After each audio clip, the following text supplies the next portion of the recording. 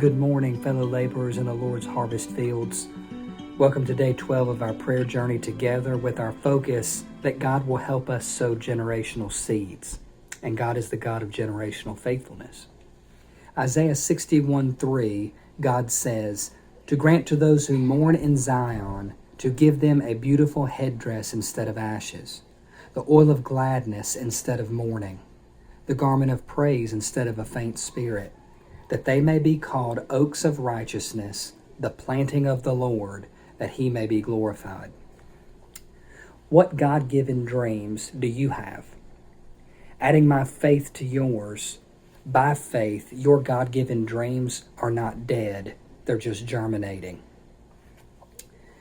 A quote from the book, faith is a lot like that. It doesn't look like much, but we never know what it can become. And because our faith is in the Master Gardener, we don't know what each other will become, but we can choose to call that out of one another and to encourage and build up one another in that.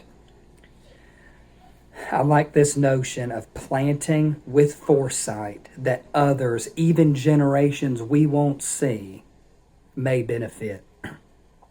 Praying is a form of planting. What if God answered every prayer we prayed?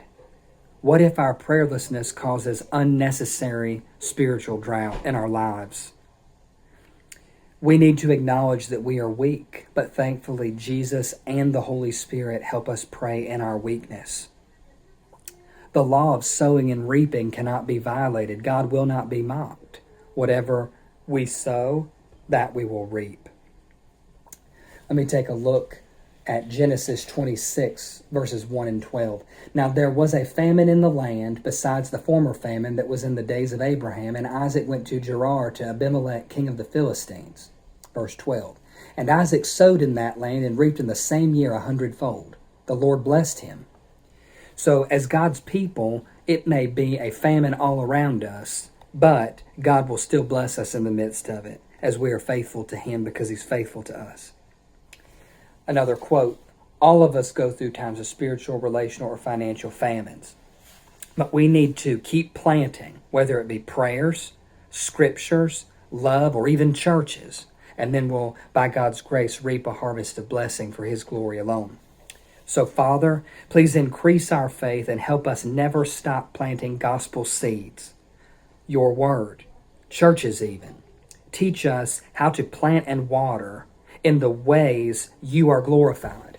And we know that John 12:24 says this, "Truly, truly, I say to you, unless a grain of wheat falls into the earth and dies, it remains alone. But if it dies, it bears much fruit." Have a blessed day, family.